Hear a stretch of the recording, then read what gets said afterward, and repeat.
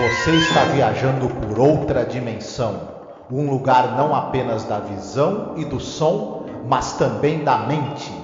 Uma jornada em uma terra maravilhosa, cujos limites são os da fantasia.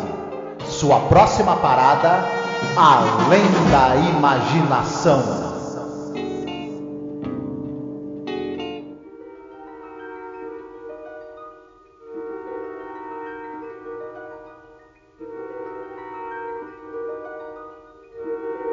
Olá, ouvinte! Seja bem-vindo a mais um podcast sobre a série clássica Além da Imaginação. Eu sou Angélica Hellish, eu estou aqui com meu querido companheiro de gravação, Marcos Noriega. E aí, Marcos, estamos chegando aí devagarinho, né, de passinho em passinho, nos encaminhando aí para metade da última temporada de The Twilight Zone, né? Exatamente, estamos avançando aqui a passos largos e tem bastante coisa interessante aí pra gente comentar, né? Sim, espero que sim. E muitos episódios bons também, né? Que não tenham episódios que a gente fique reclamando, né? Porque eu sei que tem gente que não gosta. Mas faz parte, né, gente?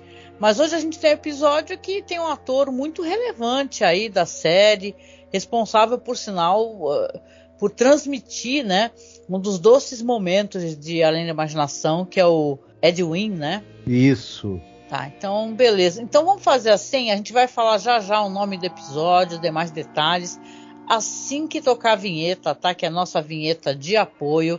A gente precisa demais de você nesse momento, porque a gente já está conseguindo comprar as peças para o PC, tá? Então se você não nos apoia ainda, seja no Padrim, seja no Apoia-se, o link está logo abaixo aí, e realmente pensa em nos apoiar para que a gente consiga logo montar esse computador e entregar podcasts, lives mais facilmente para vocês, tá? Escuta a nossa vinheta de apoio, tá bom?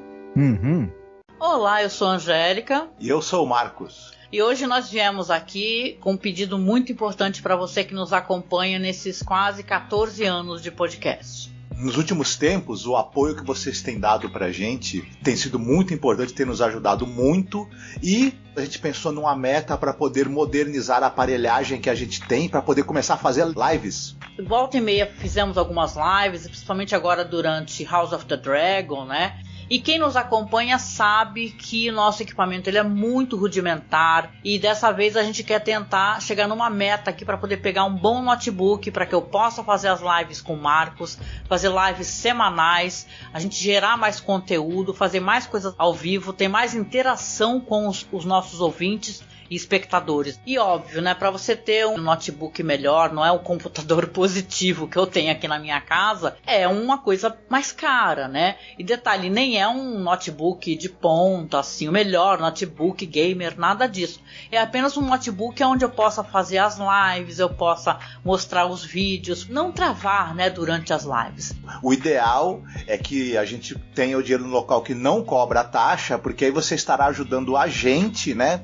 E não enriquecer algum banco ou alguma, né, operadora. Na verdade, um computador melhor também vai agilizar a edição dos programas, né? Exatamente. Então, eu peço, o Marcos também aqui, que você nos apoie, tá? Como você pode apoiar? Você pode apoiar pelo Apoia-se, mas o Apoia-se tira uma cota, né? Tira um valor. Ou você pode apoiar via Pix também. Nos ajude a atingir essa meta. Tá certo? Então a gente deixa aqui um beijo muito gostoso, um abraço muito apertado. Fiquem todos muito bem, se cuidem. Esse episódio aqui é o 90 Years Without Slumbering, 90 anos sem dormir. É o episódio 132 no geral da série, episódio número 12 dessa temporada. É baseado na obra de um autor muito respeitado, muito incrível, que sabe que a gente ama, que é o George Clayton Johnson. Mas nesse episódio aqui houveram diferenças e alterações no conto que não agradaram George Clayton Johnson. Então ele aparece aqui com um nome fictício, né? Ele está acreditado como Johnson Smith, mas é o George Clayton Johnson, né, Marcos? Exatamente. O produtor William Froug pediu para o Richard DeRoy reescrever o texto do George Clayton Johnson para para o episódio de Além da Imaginação. E o George Clayton Johnson, como você mesma falou, não gostou nada do resultado. Esse roteirista, o Richard DeRoy, ele era um cara roteirista de televisão. Ele escreveu muitos capítulos daquela novela lá da Caldeira do Diabo, por exemplo, de séries de TV. Era um escritor ali que ele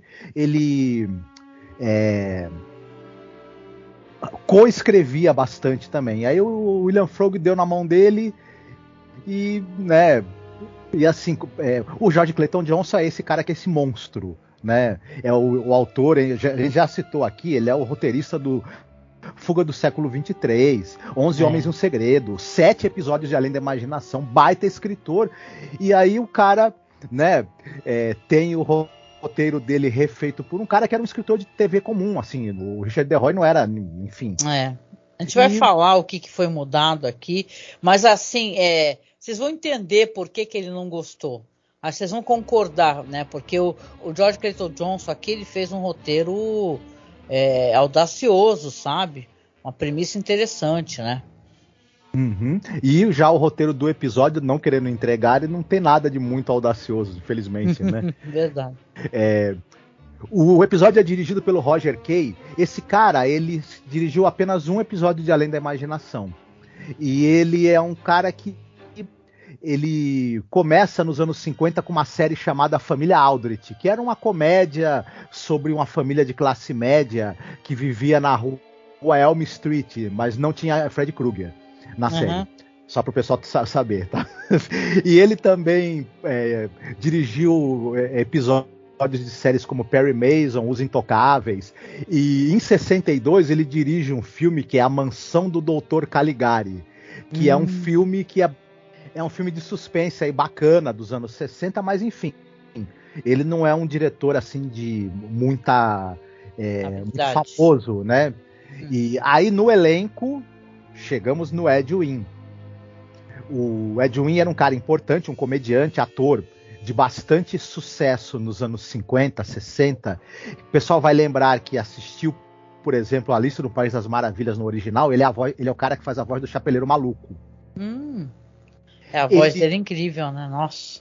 Sim, ele tá no filme O Diário de Anne Frank, aquela versão de 59, que a Anne Frank é vivida pela Millie Perkins. E filme maravilhoso, e quem puder assistir, não deixe de ver. E tem o Ed Wynn também fazendo um personagem importante. E ele tinha o show dele na televisão, que é o Ed Wynn Show. Né? Sim. Por exemplo. Ele é o tio Albert da Mary Poppins, por exemplo. Então, enfim, uma longa carreira que o pessoal vai se lembrar do rostinho dele. Ele é um grande ator. E ele está em Além da Imaginação no belíssimo episódio One for the Angels. Isso, que é um dos primeiros episódios da primeira temporada, que é do cara que é vendedor de rua, né? Quando a morte vai buscá-lo, ele, até porque ele quer salvar uma criança, né? Ele é muito querido, ele acaba fazendo uma barganha com a morte, sabe? É um episódio que inspirou aquele filme com o Brad Pitt e o Anthony Hopkins, né? Então é um belíssimo episódio mesmo, emocionante. É um dos melhores episódios da série Além da Imaginação. E aí a gente tem no elenco o Ed Wynn. Ele vai fazer um personagem que ele mora com a neta e com o marido da neta, se eu não me engano, não é? Isso. A neta dele é feita por uma atriz chamada Carolyn Kearney. Ela participou de séries de TV como, por exemplo, Playhouse 90, que era um teledrama, né? Insight, Alfred de Hitchcock apresenta, Thriller, Rota 66, e o último papel dela foi no episódio da série Lassie. Mas eu tenho uma coisa para contar sobre ela, e é importante. No caso, você está falando da neta, né? A neta grávida do cara. Ela é importante porque o piloto, né? Que na verdade é um piloto não oficial, né? Que tem aquele The Time Element, né? Que saiu no Westinghouse e Desilu Playhouse em 58, que já é roteiro do Rod Serling. Ela faz aqui a esposa do personagem, né? A senhora Janoski, né, e tal. Então ela é maravilhosa. Aqui ela faz um papel bem pequeno e quase apagado, assim, mas o pessoal elogia muito essa aparição dela no The Time Element, que eu vou deixar logo abaixo aí linkado também para quem nunca assistiu, porque às vezes não entra no cânone, né, tipo assim, na coleção, porque é um proto-piloto, vamos colocar assim, né? De Além da Imaginação. Certo. Mas vale muito a pena ser assistido. Foi bom você ter lembrado. Sim. E o cara que faz o marido da neta do nosso personagem principal é um ator chamado James T. Callahan.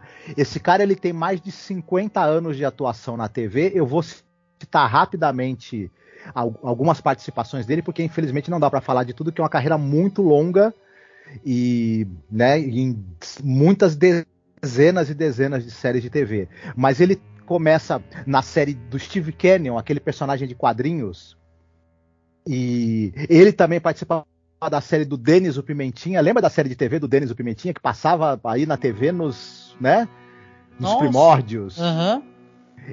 Ele também tem participação em séries como Perry Mason, Rota 66, Os Intocáveis, Túnel do Tempo. Ele está também na versão para o cinema do Trópico de Câncer, aquele livro do Henry Miller. Sim. Ele é um dos protagonistas do filme, e mais recentemente ele participou de séries como A Super Máquina e a série Medium, que eu sei que é uma série que você gosta muito. Nossa, adoro, hein? Uma das séries que eu mais reassisti na minha vida, Medium, com a Patricia Arquette. Isso. Mas ele faz uma ponta em um dos episódios, né? Já tá bem idoso, inclusive, quando ele participou da série Medium, que ele faleceu em 2007. Ai, nossa, caramba. Séries antigas, né? Você vai ver, é difícil ter elenco vivo, né? Queria aproveitar, né, para que a gente já está comentando aqui, até para que a gente possa dar os desdobramentos e tudo, comentar o que a gente achou, o que deixou de achar. Hoje é minha vez de fazer a sinopse, né?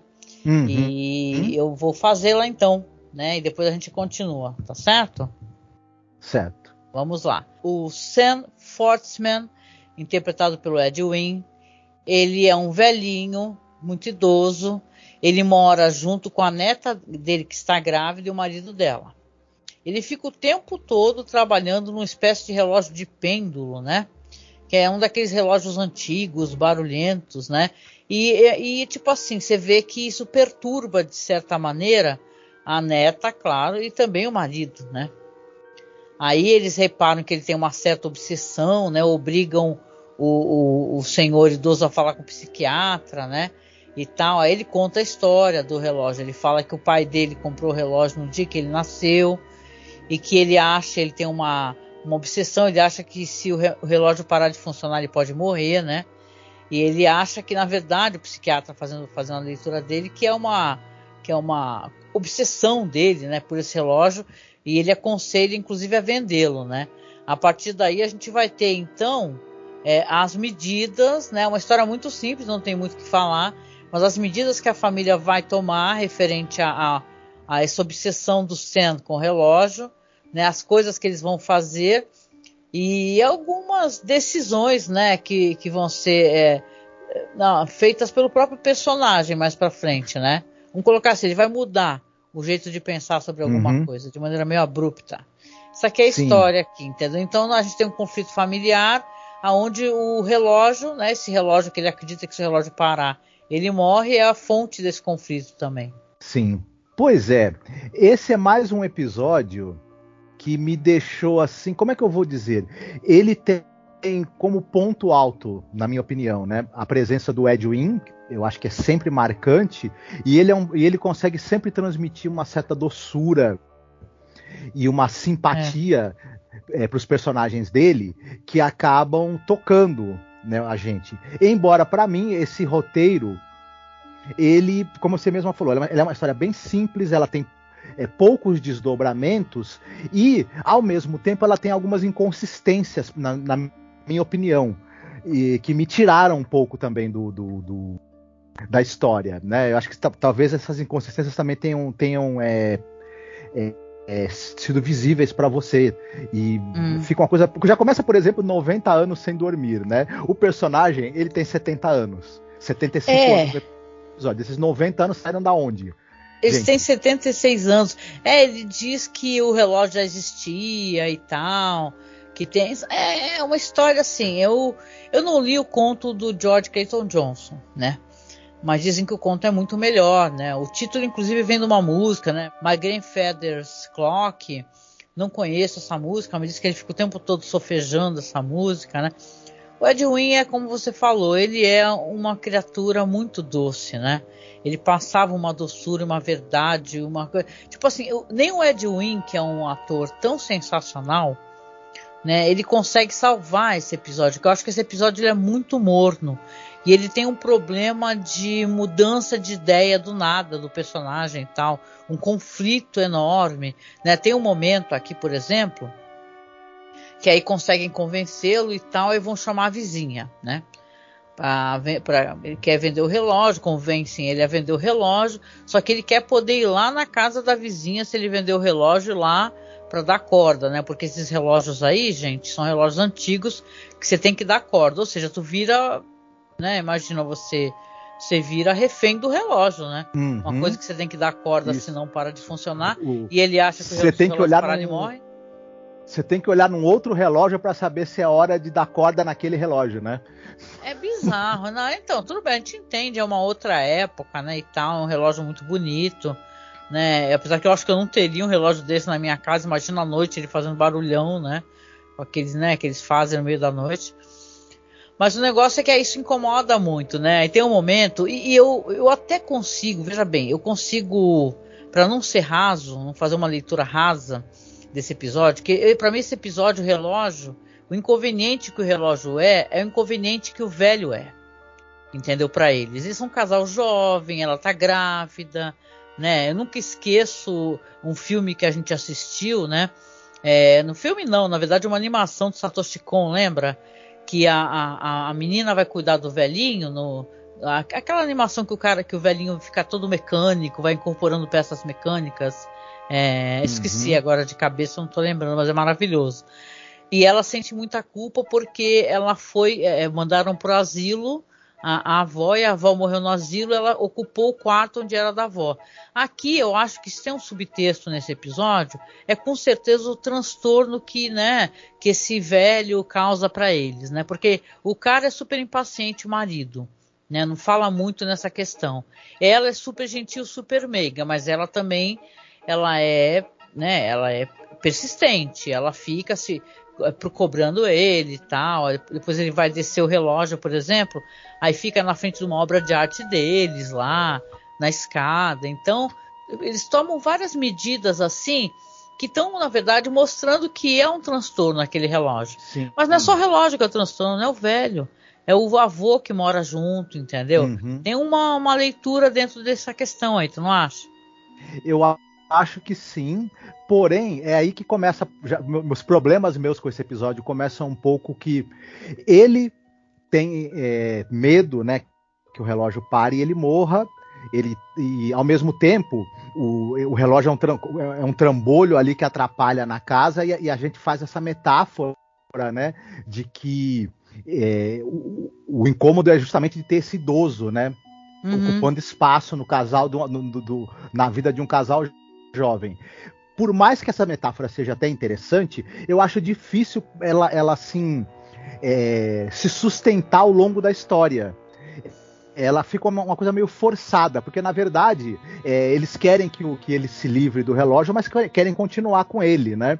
Então, a partir do momento que você tem esse desenvolvimento, que querem que ele se livre do relógio, mas vão continuar mantendo ele, a metáfora começa a perder força. Ele acha que se o relógio parar, ele vai falecer. Então ele tem que estar dando corda. No momento em que ele aceita ir para um psiquiatra, e depois ele aceita, mais para frente, né, vai ter isso, ele aceita vender o relógio, achando que vai poder frequentar a casa da outra pessoa para manter o relógio com corda, para resolver esse conflito, começa a gente a ficar meio assim, né, pensando, né? Diz que a vizinha é uma amiga dela, que ela vai permitir e tal, né? Mas aí na primeira viagem isso daí já cai por terra, né? Eu fiquei com essa impressão também que, tipo assim, já mandaram o senhorzinho pro psiquiatra, entendeu? Já pra jogar aquela cartada de tá ficando gaga, entendeu? Eles parecem todos muito gentis, a netinha fica, sim, fofozinho, me lembrou até o Pinóquio, né? E tal, mas eu acho que né, a minha visão dessa história é que que é assim, você é legal se você não tiver gaga e não estiver importunando. Isso. Se estiver importunando, a gente vai dar um jeito em você que nem a gente deu no relógio. Por quê? Porque eles vão fazer esse acordo com a vizinha, só que, poxa, ele tá achando que tá tudo bem, né? Ele aceitou vender o relógio com esse detalhe, né? Que eles têm que deixar ele lá da corda. Tem que deixar ficar em cima do relógio. E quem é que aceita vender alguma coisa se vai ficar um senhor idoso o tempo todo dentro na casa? Aí a primeira viagem que eles fazem, que eles são uma viagem meio assim, supetão, né? Ou não, né? Vai saber, né? O que acontece? Ele fica para fora, né? E vai à noite lá para tentar, né? Arrombar a casa, né? O caramba, né? Isso, achando que o relógio vai parar e que ele vai morrer. E é interessante que no começo, quando o relógio é vendido, ele se propõe a ficar indo lá e muito a contragosto, eles acabam tendo que aceitar, né? O casal que fica com o relógio, mas quando vai viajar, não tem jeito. Ele não vai poder. E acaba sendo toda uma situação que... meio constrangedora, né?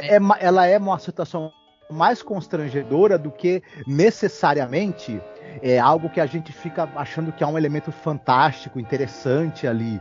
Parece realmente uma coisa meio de um apego meio tolo de um idoso. A gente sabe, né, que como estamos em Além da Imaginação, provavelmente o elemento fantástico estará ali, vai funcionar. E aí também que eu acho que quando o elemento fantástico funciona, entra, também tem uma solução fácil demais, no meu entender. Não sei se você vai concordar, vai poder comentar isso.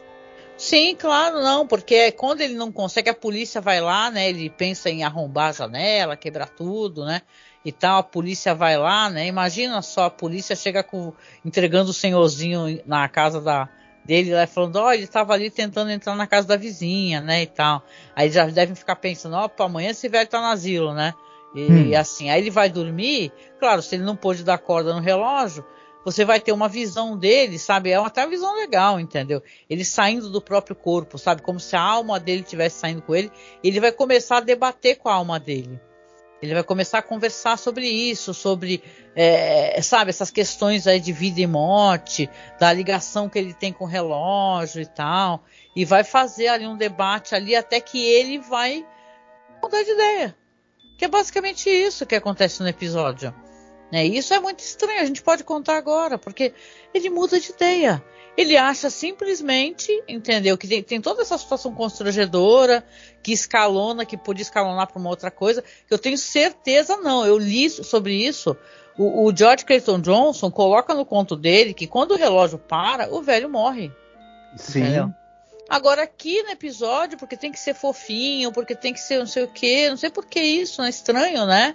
E tal, mas é aquele negócio que a gente andou conversando, problema de produção, alteração de showrunner, aí fica essa palhaçada, muita gente dando pitaco, entendeu? 5 anos já, o 5º ano, fazendo Além da Imaginação, eu acho que alguém teve ideia genial de falar, não bota esse velho morrendo aí não, porque vai deixar triste a família mediana americana.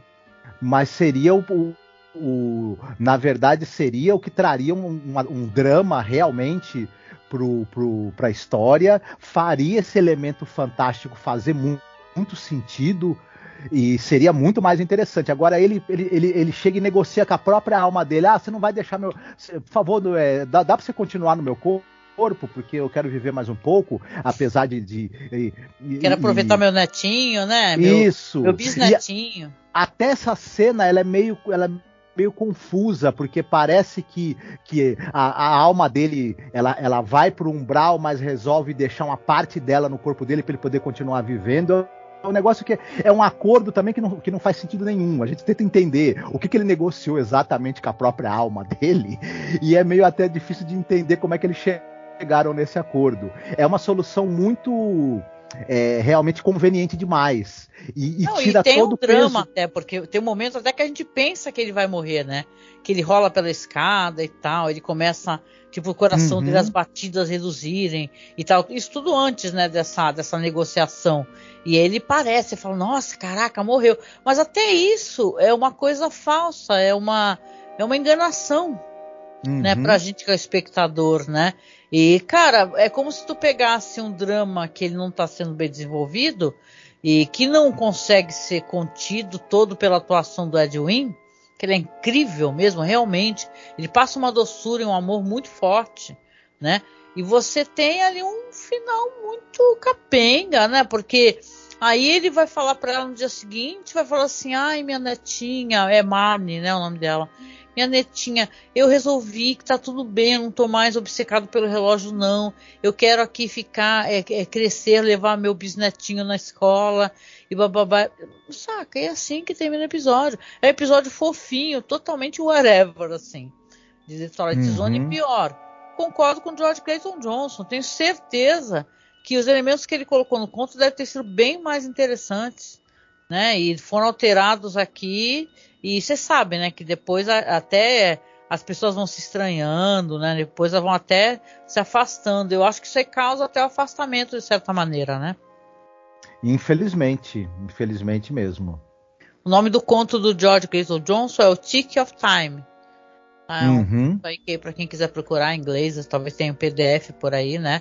Mas é isso que é o episódio. É um episódio muito bobinho, fofinho e tal. Aí o velho acha que vai ficar dando corda no relógio. Tem essa leitura do inconveniente que eu fiz, né? Pelo menos você também.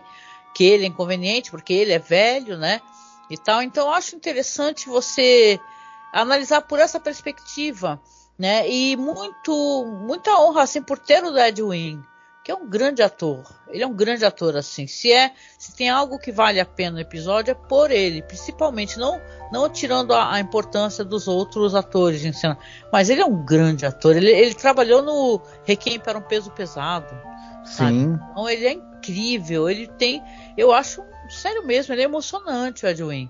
Mas nem o Ed Wynn consegue, cara, porque é muito ralo. Muito bobo, né? E sim, é uma pena, inclusive, né? Porque a gente já comentou que um dos pontos fortes da série são os roteiros, né?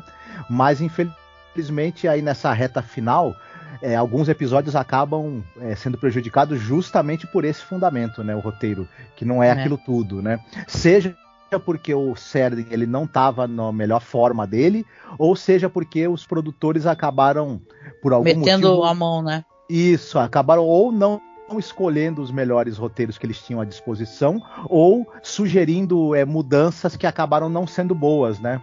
Nos roteiros. É verdade. Eu acho que é um episódio que ele acaba não entrando em nenhuma lista, né? Porque não é importante o suficiente para as pessoas, né? Então é uma pena, né? Infelizmente, né? Mas eu acho bem bobinho mesmo, assim. É o tipo de coisa que eu não reassistiria, não, né? Mas vamos lá, então. Vamos para a parte que é uma parte que a gente gosta bastante, que é a parte de recomendações, gente. Porque se o episódio não for essa Coca-Cola toda, a gente pode recomendar uma coisa super legal para o pessoal poder assistir, né? Sim. Quer começar? Eu começo. Eu vou falar. Essa história me fez pensar sobre essa questão, obviamente, do medo da morte, a relação que as pessoas têm com essa coisa do fim da vida e os ritos, né, relacionados com isso. E tem um filme que eu gosto demais, já falamos desse filme várias vezes, mas eu não me canso de falar e de recomendar, que é A Partida, o Okuribito. Nossa, aí tu me pegou aí no coração, hein? Pelo amor de Deus. Esse é tipo um dos filmes que eu não consigo chegar no final, não tô enxergando mais o filme, já tô soluçando tanto, chorando desesperadamente. Desculpa. É um filme do Yojiro Takita, que, se eu não me engano, ele ganhou o Oscar de filme estrangeiro em 2008, isso, né? Ganhou. Então, foi premiado com o Oscar de filme estrangeiro merecidamente, e é um filme, como você mesma falou, ele é um filme que ele é redondo no que ele se propõe. A história, que para quem não assistiu ainda, é um cara que ele é um músico, ele é violoncelista, só que a orquestra na qual ele toca, ela é desmanchada e ele fica desempregado, e ele é recém-casado, a esposa tá grávida, se eu não me engano, né? Sim. Não tá grávida não, ele é casado com a esposa, os dois trabalham e ele fica desempregado e sem um centavo, né? Só que ele tem a casa da mãe, né? Que a mãe faleceu e tal. Isso, então ele precisa muito de um dinheiro, e ele vê um emprego que é relacionado com partidas, você ser um auxiliar de partidas.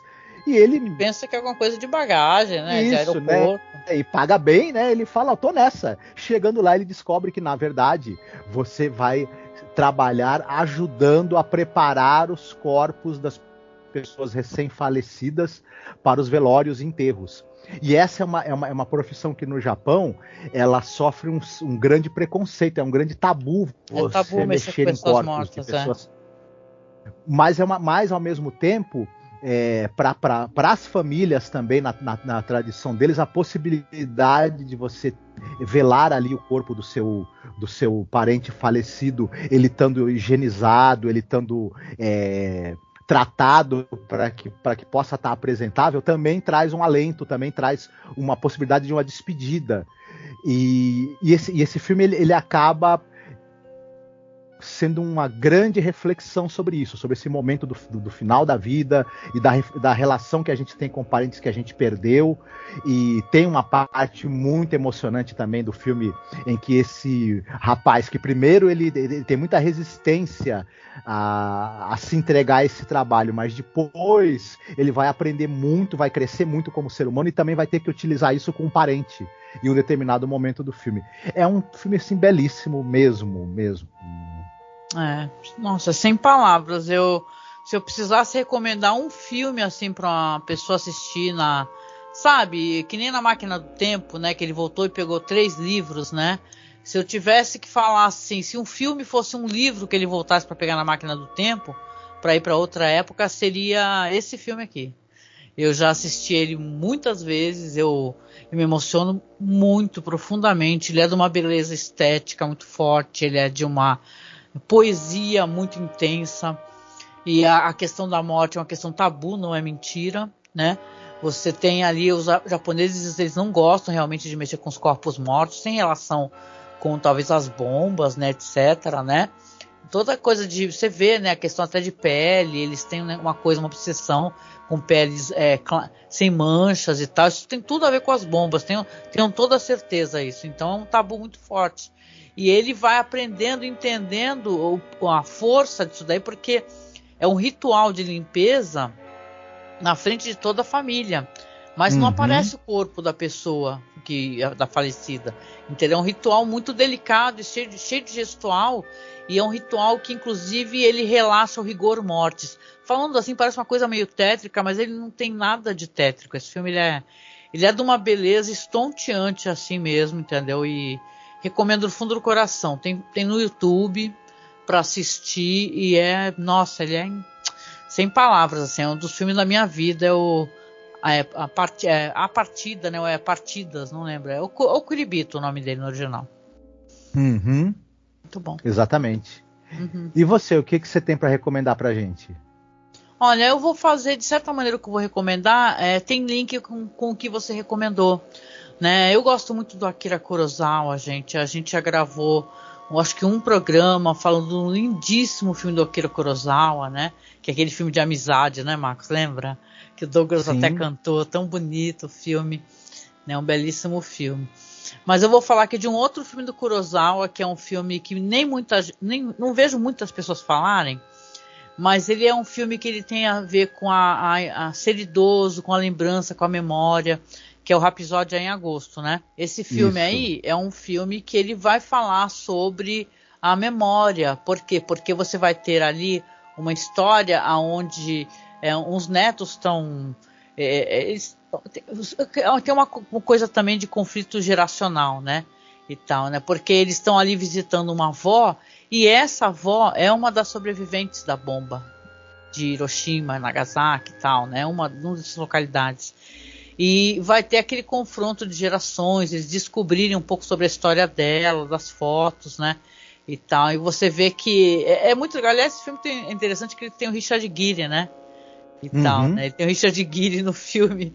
E você vê assim, o que eu recordo dele assim é que ele tem uma das cenas mais incríveis também que eu já vi, que faz uma menção à questão do tempo e do esquecimento, né? Porque tem um momento, até a capa do DVD, que ela tá lutando contra a chuva e o vento, E o guarda-chuva que ela tá segurando, a senhora bem dozinha, que ela tá segurando, tá todo virado para trás, assim, ela lutando, que é meio como se ela estivesse lutando contra o esquecimento, sabe? Porque os netos não conhecem a história deles, não conhecem todos os relatos da bomba e tal. E você vê, e não é invenção, porque quando nós gravamos sobre Game Pés Descalços, tem um podcast maravilhoso sobre esse mangá. Nós falamos sobre alguns documentários, Clarão Chuva Negra e tal. E quando as pessoas jovens eram encontradas assim na rua, tá em Tóquio, falava assim, poxa, você sabe que dia que é hoje? Era o dia que a bomba tinha caído, a primeira bomba. As pessoas falam, não sei não, o que aconteceu? As pessoas não sabem e tal. Então, o esquecimento é uma das coisas que faz com que, né, que as pessoas parem de lutar, né, porque caiu no esquecimento, né. Aquele idoso sobrevivente da bomba, né, tem pouquíssimos, porque muitos tiveram problemas de saúde, câncer, né, porque a própria mãe do mangaka, né, do Game Pés Descalços, no relato ele fala, né, que não sobrou nada da mãe, porque no ritual funerário japonês, da cremação e tal, você tem, dentro do ritual, eles pegam partes dos ossos, né, da pessoa cremada e coloca na urna, e tem toda uma ritualística. O dela, da mãe do mangaka, qual é o nome do mangaka do game? Keiji Nakazawa. Olha, Keiji Nakazawa, lembrava assim, mas não sabia se estava certo. Ele fala que não sobrou nada de ossos assim da mãe, quando ela foi cremada, que não tinha nada, porque foi afetada pela bomba, entendeu? Por radiação, né? Muitas pessoas, é uma história de relato terrível, né? Mas você tem em Rhapsody de Agosto essa descoberta dos jovens assim com a avó, né? E tal, as fotos de família, os acontecimentos referentes. Claro, não é que eles desconheçam, mas é que eles não sabem a relação dela com isso, né? Eles vão lá naquele local lá que é o arco, né? Que ficou de pé e tal, e começam a compreender a história e a importância dela, né? E eles são todos de classe média, né? Então você tem ali uma diferença muito grande até na criação do sofrimento, né? Que ela, uma mulher ali da época, né, da Segunda Guerra Mundial. Então é muito bonito, sem palavras, é uma coisa assim. O Kurosawa, ele tem uma sensibilidade absurda, né? Foi um grande diretor, né? E muita gente fala de vários filmes. Aliás, eu sou doida para fazer qualquer hora, que é uma loucura fazer um podcast especial do Kurosawa, sabe? Ele tem uma sensibilidade, né, Marcos? O jeito como ele conta as histórias, né? Histórias sobre amizade, histórias sobre tragédias, né? Histórias sobre aventuras. Ele era um cara que ele tinha essa habilidade de lidar com diferentes gêneros, todos sob uma perspectiva humanista muito forte, né? Ele era muito influenciado também pelo cinema ocidental, ele fazia essa ponte, né, entre a tradição do cinema japonês e uma abertura também para enfoques mais próximos também do que o Ocidente trazia, né, o grande cinema europeu da época em que Kurosawa estava atuando. Então com certeza é um dos mais importantes aí, né, do século XX. Nossa, eu sinceramente, Kurosawa é uma das minhas paixões, assim, sabe? Esse filme é belíssimo, assim, e você fazer uma sessão dupla, sabe, ouvinte, de partidas, né? Esse filme que o Marcos falou, e depois assistir, ou fazer o contrário, talvez, né, Marcos, inverter, né? Já pela questão da época, né? Você pegar assistir um ou outro, né? Acho que até independe da ordem. Você vê o quanto é interessante, né? Você compreender sobre a vida, sobre a morte, sobre envelhecer, né? Sobre lembrança, sobre memória, sobre respeito ao idoso, né? Porque a gente tem que, hoje em dia, até a gente vê umas paradas assim, mó triste, as minas tirando sarro da mulher mais velha de 40 anos fazendo faculdade, né? Como se fosse uma coisa ridícula, né?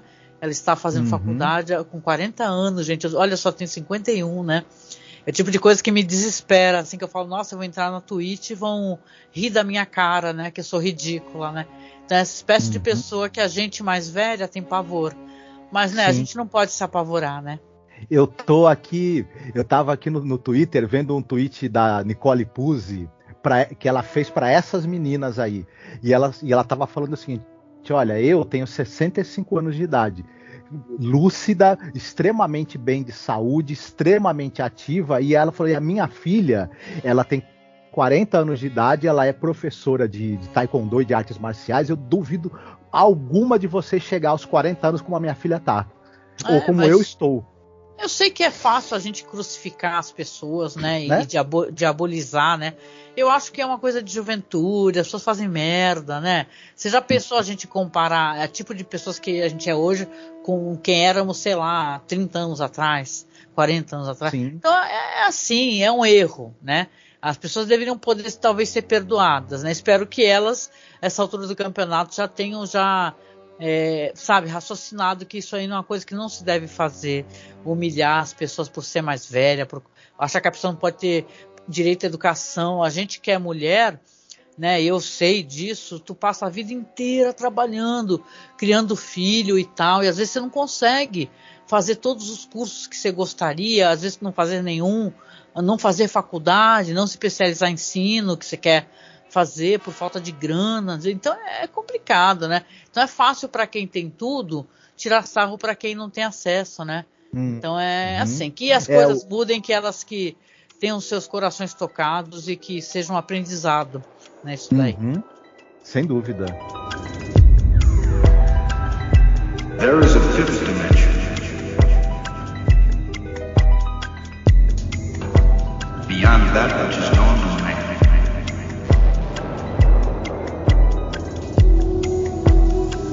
A dimension vast as space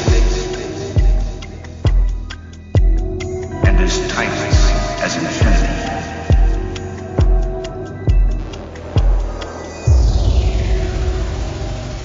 É isso, né, gente? Então a gente vem chegando aqui no final do nosso programa, pedindo desculpa. Às vezes a gente se estende um pouquinho e não é nem no episódio, porque eu achei que o episódio foi bem, né?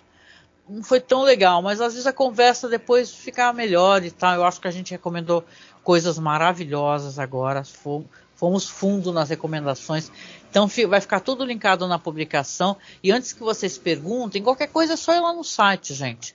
É masmorracine.com.br ou masmorracine.wordpress.com. Você vai no Google, coloca Masmorra Cine, que aí já vai ser direcionado a um dos nossos sites. Tá? Ou então nas publicações no próprio Spotify também fica na descrição. É só você acessar os links através da publicação completa, no texto, tá? Então vou deixar tudo certinho para vocês, ou no YouTube também na descrição, tá? E a gente vem aqui, né, se despedindo, agradecendo a companhia, muito obrigada. Então a gente, claro, sempre reforça, por favor, quem puder, participa da nossa campanha, por favor, tá? Pra gente conseguir chegar logo. Eu tô tão agoniada, eu tô tão preocupada, sabe? E agora, a partir dessa publicação, vocês estão vendo que já estou colocando já, inclusive, a imagem da arte que a gente vai sortear, né? Por enquanto só da arte, né? Mas ela vai ser moldurada, bonitinha. É uma coisa feita de coração aqui. O Marcos fez uma arte tão interessante. E a gente vai sortear no final, né? Depois do último podcast, Além da Imaginação, a gente sorteia aqui. Tem tanta gente boa ajudando. Obrigada para quem está ajudando.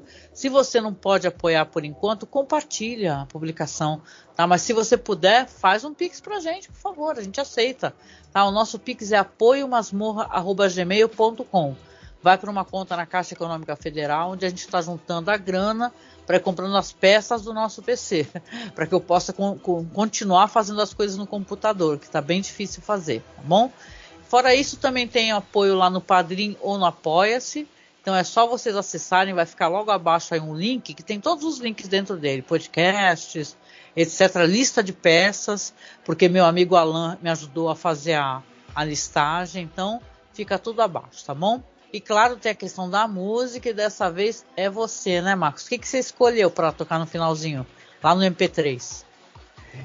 Tem uma música muito bonita do Ataúfo Alves, chamada Na Cadência do Samba, que é uma reflexão assim sobre essa coisa da aceitação da morte, né?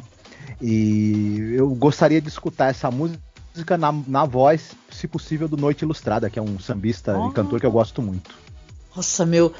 É maravilhoso. E, alguém que tem o nome de Noite Ilustrada, cara, Não, e fora que é maravilhoso demais, gente. Vai ficar para vocês no finalzinho. Lembrando que só no podcast, tá? Que a gente coloca. Então você tem que escutar ou no Spotify, ou ir lá no site, endereço que eu mandei. Porque no YouTube não pode. Mas você termina aqui no YouTube e vai escutar lá. A gente deixa o link direitinho aqui no corpo na descrição e fica disponível para você escutar a musiquinha no final, tá bom? E com isso a gente deixa um beijo, um abraço muito apertado. E estamos indo aí, gente. Lembrando para vocês que promessa é dívida, hein? A gente vai fazer um especial sobre a Ida Lupino antes de sair o episódio dela, o The Masks, tá bom? Então vocês se preparem aí, porque nós vamos indicar alguns filmes interessantes para vocês conhecerem a carreira da Ida Lupino. Estou tentando legendar aqui um documentário sobre ela também. Então estamos trabalhando aqui para complementar. Como ela é a única mulher diretora, eu faço questão, falei para o Marcos, da gente ter um especial sobre ela antes do episódio. Ou seja, a gente vai estar falando sobre a imaginação. Quando chegar antes do episódio da Ida Lupino, a gente vai fazer um podcast sobre ela e depois, então, num outro programa, você vai escutar o programa sobre o The Masks, tá? Então, um beijo, gente. A gente se encontra no próximo podcast sobre a imaginação. Fiquem bem, se cuidem. Beijinho. Tchau, tchau. Tchau.